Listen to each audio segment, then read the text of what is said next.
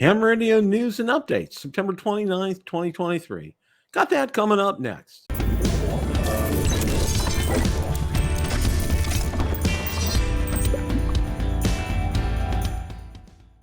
Bill from Ham Radio Basics here. If you like the content of this video or anything on my channel, make sure you hit the subscribe button and ring the notification bell so you don't miss any future content. With that, let's begin. The other night, I hosted Ham Radio Basics live from Studio B. And during that hour, we checked in on all the latest news and updates in the ham radio community, including new videos from several YouTube ham radio content creators. So without any further ado, let's roll that clip in its entirety. The first item of note that we're going to, one of the things is, when you get to be, licensed ham, one of the things that you're keenly aware of is how the weather affects your use of a ham radio, and specifically the radio waves and specifically also the sun. It's just not our, the wind, the rain, the heat, that type of thing. It's solar activity, and solar activity plays a great deal in terms of how the band conditions are for any given day. Well, Josh put together a great video on this. What does space weather affect ham radio? With Tamitra, Tamita Skov. I'm probably absolutely botching her name, and forgive me, Tamita, if I am. She's a great person, and she really this is a very informative video. So if you want to find out about how how the sun and how space weather affects ham radio communications with us here on Earth, this is a great video. Josh really hits the nail on the head with this, and as he does all the time. But this one especially is very meaningful because you'll find days where 10 meters isn't going to be good, 40 meters isn't going to be good, and this will kind of give you some guidance and some background as to why, and can help you understand that. So again, this is it's out on Josh's channel, Ham Radio Crash Course. I would definitely recommend this video to you guys. Okay. Steve T.O. put together a great video on how to build a hamstick dipole. It's fantastic. And as you know, he's on the road right now constantly. That's his home is on the road and in his RV. And he does a great job with this here. So definitely you want to check him out. Steve is one of those guys who just absolutely nails it in terms of being able to cobble things together, to put things together. He has a great passion for that, and he excels at that, and he does a great job. And this video is right in line with that. So you definitely want to go check that out on Steve's channel. Okay, our good friend Michael Martins, where to get QSL cards printed, and this is a good video because he goes in, he has a guest on there, and they go into different sources, and Michael has some printing background and and computer graphics background, and it's easier for him than others, but it goes into some different ways you can get them done. There's obviously you can go to a printer to get them done, but a lot of times what you can do, and this is just me adding my own 2 cents worth out there, if you're wanting to get some good graphics, you could go out to Fiverr and have somebody design something for you and then go to a printer to get them done. This answers a lot of questions, and if you're curious about QSL cards, you definitely want to take a look at this video. Michael did a great job with this.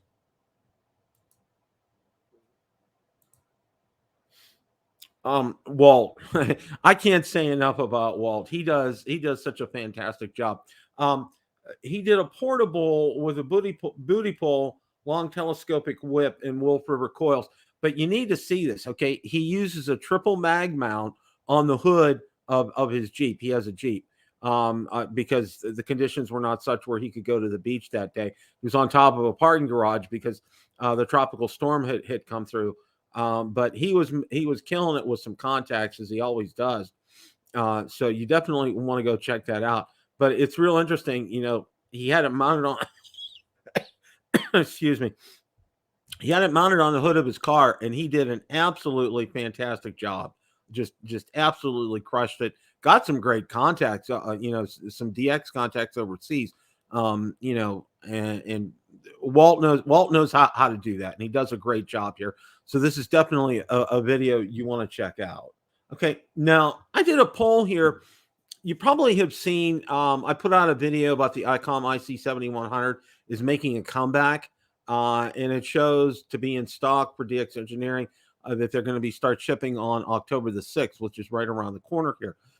There are a number of different options for tuners for the ICOM IC7100. And what I did was I took a little bit of a snap poll right here. And it seems here that more often than not, okay, the ICOM AH4 had 26% of the people responded for that. The LDG IT100, 5.3%. The LDG Z100 Plus, 21%.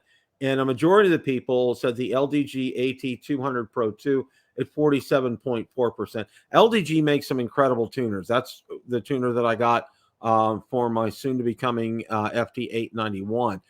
That's next paycheck kind of a thing. So, but no, they make some great tuners. They're very easy to operate, very easy to set up. It's very simple. They're really very good for, especially, if you're taking your 891 out to do POTA. It's really just very straightforward and very easy. But no, the 7100 again, I'm getting an education on this transceiver because I haven't really been up to speed on it. And I saw it was available. One of the things I didn't know whether or not it had a built-in tuner, and it doesn't. So obviously you need to get one. And that was one of the questions. And interestingly enough, in a couple of the groups, it kind of gravitated toward that AT200 Pro 2. So it was real interesting, the poll that I took and the results that I got. So that's information for the 7100. If you're looking to get one, DX Engineering shows that they'll start shipping on October the 6th, and that hasn't changed. I checked out there today. So definitely want to check that out if you're interested. Okay, Joe Brett. Can't say enough about him. What a great guy. I loved having him on the show. I'm definitely going to have him on again. He is just absolutely fantastic. He put together this video. There's a gentleman who makes a battery that will fit the FT1, Yaesu FT1, FT2, FT3, FT5, 5 amp hour capacity, USB-C charging.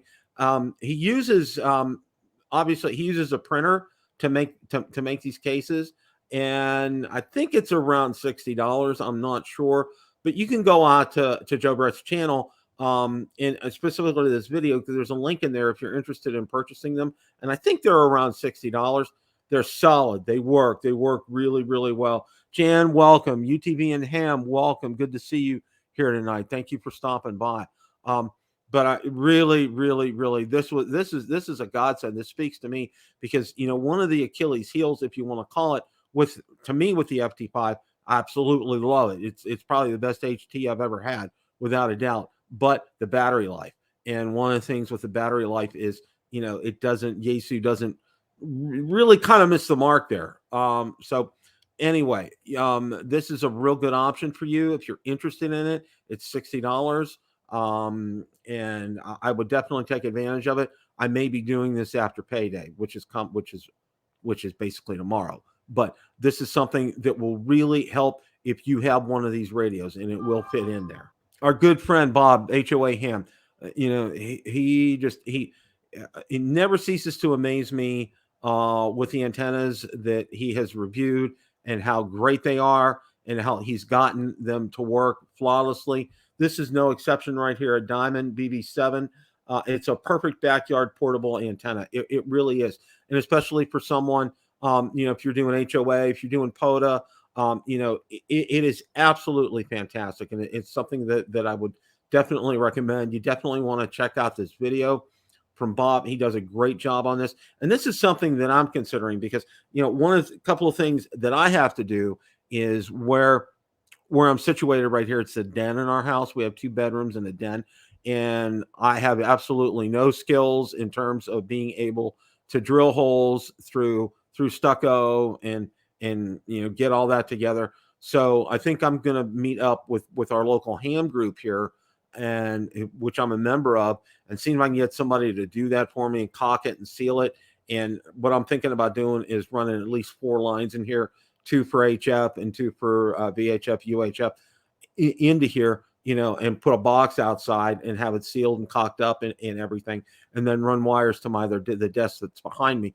For when I retire, that's going to be my ham radio desk full time. Okay, right now it's part-time ham radio desk, full-time work, because that's where I work from home is behind me. So, but yeah, you definitely want to check this out. Bob just does a fantastic job. He really has this down pat because he lives in an HOA, and he nails it again and again. He really does a great job, and And Chameleon's liked him so much, they've had him sample and try out some of his products even before they're in production. He does a fantastic job. But again, you want to check this out. And I talked to another good friend of mine. It confirmed that the Diamond BB7 is a great antenna. You see a lot of negative comments about it, but as I discussed with him, when all else fails, read directions. Okay, that's something my dad drilled into me from the time I was young and building car models in an early age. You read the directions, you follow the directions. A lot of people shortcut the directions with this, and you're not going to get the results that are intended. But if you do follow the directions, especially with the Diamond BB7, you will get an antenna that's going to work and work well for you. No, this isn't Bill promotes HOA Ham and Bob. No, this is the way that I had the slides arranged tonight too. Chameleon is putting together an antenna tuner, and Bob gave us a preview of it. It's a prototype. It's not an actual production model. You definitely want to go and check this video out. It sounds like this is going to work with just about any radio that's out there. I think 100 watts and under.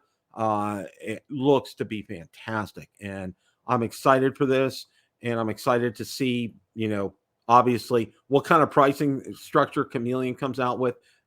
This looks to be something that's really going to be a game changer, because we all go out there and we all get specific tuners. Like I said earlier, I got one for the FT891 specific for that. I got another one, the MAT 705 for the IC 705. We end up buying a lot of tuners for our radios, and it ends up, maybe this might be a one size fits all solution. So stay tuned. I think Bob said this is going to come out probably next month, probably October. So stay tuned for this. Definitely watch this video. It's very interesting, and he does a great job of setting up and demonstrating it. Throw a little bit of humor up here, okay? Last day of summer in Florida, first day of fall in Florida. The biggest change, as I told my wife tonight, we go from highs of 95 to now highs of 90 outside. Really, in essence, that's what it is. It really doesn't change a whole lot. It really doesn't start changing a whole lot until mid to late November, when we start to get into the 80s, and then it may dip down into the 70s, which makes this my favorite time of year in Florida, because the weather is just so comfortable. It's so nice outside. Really don't need a lot of air conditioning out there. Oh, that Jan, I'm sorry to hear about that. Your antenna getting wiped out. Yeah. Ooh, wow. Yeah. So, and I got to say this, Jan, go out to Bob's channel, HOA Ham. He just does such a fantastic job with antennas. I'm sure, look through his catalog and what he has to offer out there. He does such a great job with that. So this was an interesting post here. SpaceX Starlink internet satellites leak so much radiation that it's hurting radio astronomy, scientists say. And this is just an article that I thought was real interesting because of all the satellites that are up there right now. And, we have to deal as hams, we have to deal with interference every which way but loose. As I started off, with solar activity is one of them. And God knows what other, kind of interference we have to do, just literally from household things that we have around here to neighbors' household things to other outside interferences. There's just so many things here. And, this is just an article and food for thought. That's just, something I want to make you guys aware of. I think that's really, really, really important to, read this article and try to digest some information out of this. Now, this is a blast from the past. cover of 73 Amateur Radio Today magazine from March 1999, and QRP kit survey, Y2K precaution, ferrite loop, XMTG antenna, okay, pillar design for dummies, CW a better fish, CW how to have more fun, and then a couple of pictures of ads over there too. So I kind of thought it's kind of nice to see some retro stuff from back in the 70s. So I wanted to go ahead and kind of share that here. Well, here's a real blast from the past. Okay, a Yaesu FT207R. Looks like it has 144 to 148 megahertz range, 10 kilohertz steps, 3 watts of output, 4 memories plus programmable offset, priority channel, memory, and band auto scan, optional equipment, tone squelch, speaker mic, NiCads, battery charger, keyboard encoded frequency entry, two-tone input from keyboard, keyboard lock guards against accidental frequency change, odd splits can be programmed from keyboard, automatic battery saver feature for LED display, and rubber flex antenna. So this is a real blast from the past. Okay, this predates me in everything as far as radio is concerned. Jason has a new podcast up, and he's talking about the Maui fires, proving the need for ham radio. This is something you want to listen to because the good folks over in Hawaii and over in Maui have been through so much over there, and ham radio once again comes shining through in this, and you want to take a listen to this. Jason does a great job with this, so you definitely want to bookmark this, and when you get a chance, listen to it. It's well done. Introducing the HF Masterclass. After taking this course, you'll be easily making long distance and international DX ham radio contacts and making new friends all around the world. Okay, become a master of HF communications. From unboxing to setting up your equipment and making long distance contacts, learn everything you need to know about operating HF. And that's a video right there. Do you want to make contacts all around the world on ham radio without the internet or cell phones? Do you want to learn to set up and operate an HF station and talk like an expert on the air? Are you frustrated with all the so-called experts who make it way too complicated? Introducing the HF Masterclass. That's why, for the first time ever, Ham Radio Prep is making all the tricks and secrets of HF operation available in an easy-to-understand online class. Our team of ham radio experts will walk you through setting up your station step by step and teach you how to operate like a real pro. By the time you finish the class, you'll be able to set up ham radio equipment easily, know exactly how to tune your radio like a pro, what to say to make contacts just like an experienced ham. Open your doors to HF communications. High frequency HF refers to the range of radio frequencies between 3 and 30 megahertz. The HF bands are what allow hams to make contacts around the world via skywave propagation. No internet or cell phone required. Learning HF is the single most important skill to become a proficient amateur radio operator and join the worldwide community.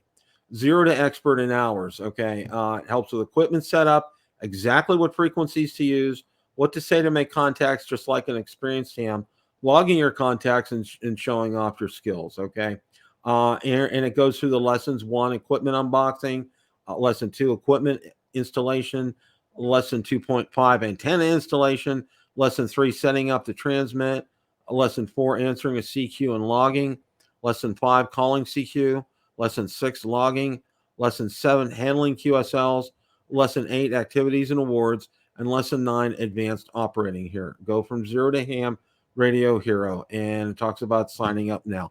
So one of the things I'm going to do because I'm tomorrow's payday for me. Okay, I'm going to take this class, and I want to go through this because I don't want to go out there and do a quote unquote video about this per se without having taken the class. And I want to go ahead and take the class, see how this is, based on their other classes and based on, some of the material that I've studied with from them before. It's going to be a winner. Now, don't take this to mean what they said, so-called experts. Okay. There are a lot of great videos out here. Okay. Ham Cured Smoke, and I forget what he changed the name of his channel to. You guys can probably help me out on that. You know, he's done some great videos in the ICOM IC7300. I think he's done almost 100 of them. And he's done probably about 40 or 50 on the IC705. Very helpful. You know, he does very introductory, very basic. He shows you a lot of what you need to know. And there are a lot out there, okay? Now, there are some that will talk at a higher level, and I think that's what they're referring to here.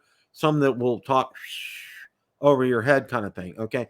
And he's not referring, he's referring to those. And there are actually very few out there that I've actually seen. Really haven't seen a whole lot that are real, you know, over your head. Most of them meet you right here, okay? Like I know Josh, Jason, you know, Mike K at MRD, Smoking Ape, all these guys, you know, they talk at you, and, you know, they never forget where they came from. And that's why, you know, they run through things in a methodical fashion. And this is really good because this is something where, you know, you can get questions answered, and they're also available to answer questions there too, which is really good. So what I'm going to do is I'm going to take this class. I'm going to do a video on it. All right.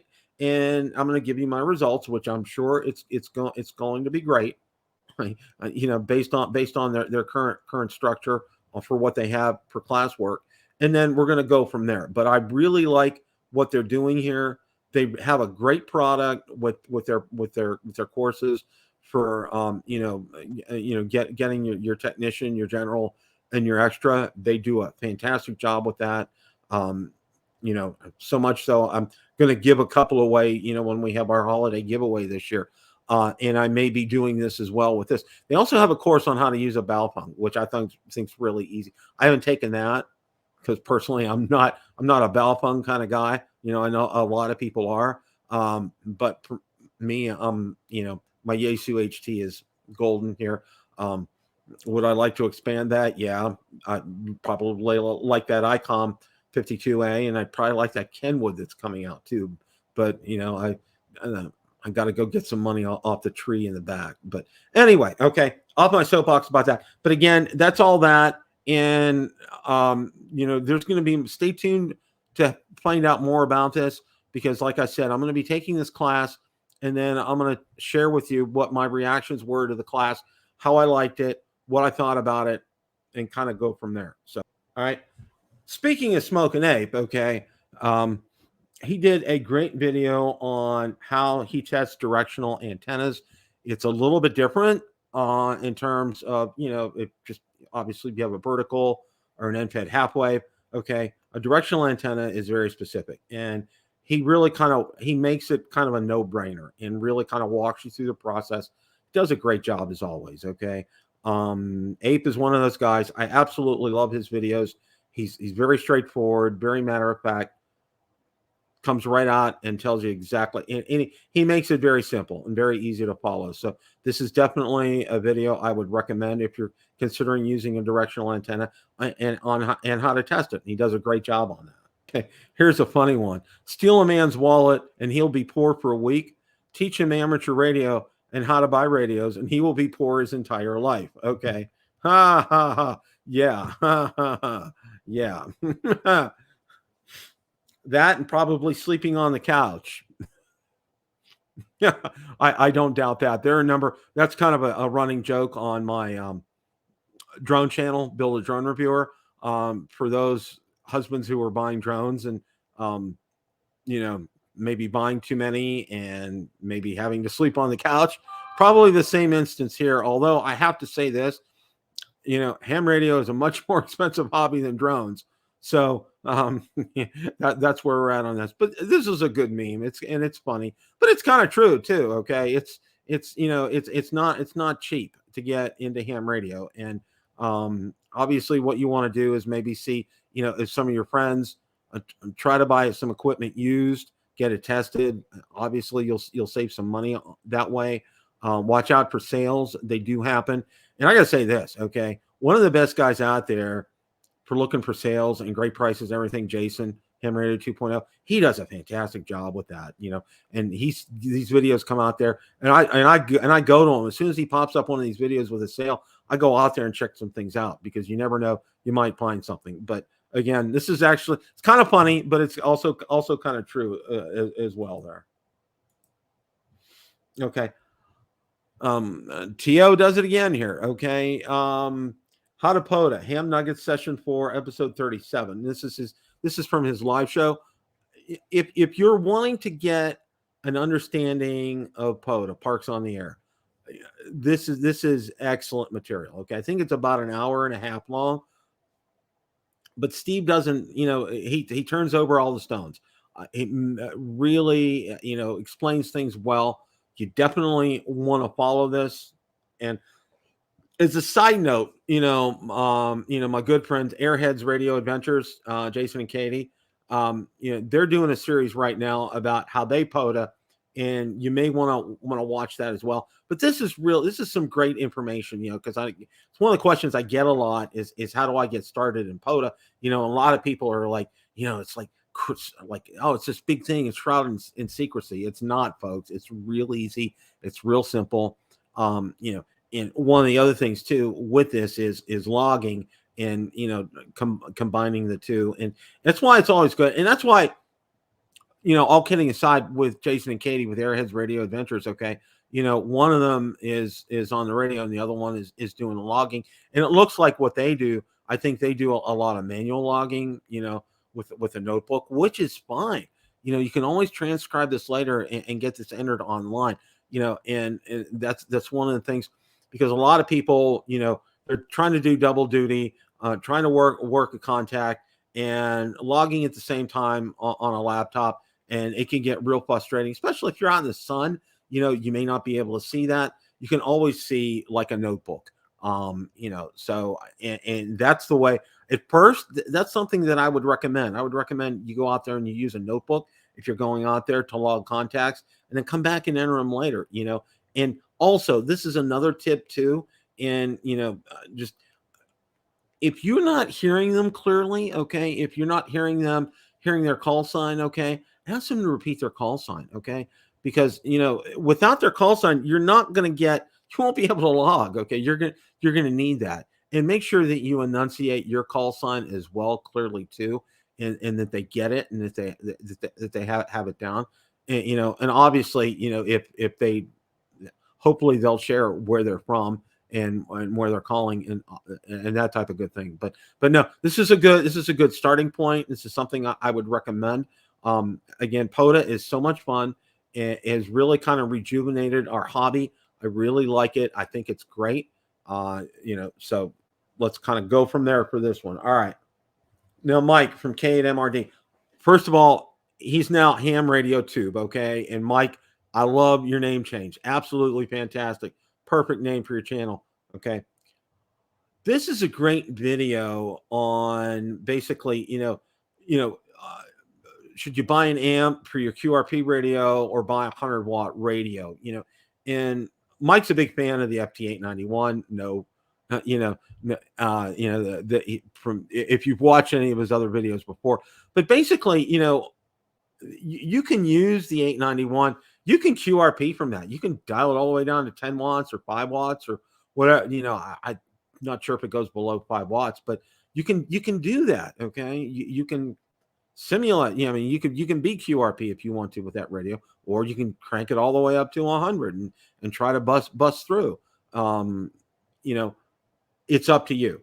And I really like Mike's video. He explains things really well. Goes over, what an amp can do with a QRP radio. It's really well done. You definitely is worth your time to go out there and watch this. You'll get an education and learn from that. Kudos, Mike. Great video. Question of the day. What did you think of Ham Radio News and Updates, September 29th, 2023? Let me know in the comments section below. Thanks so much for watching, and remember, it's a great day to make a QSO. 7 3s, everyone.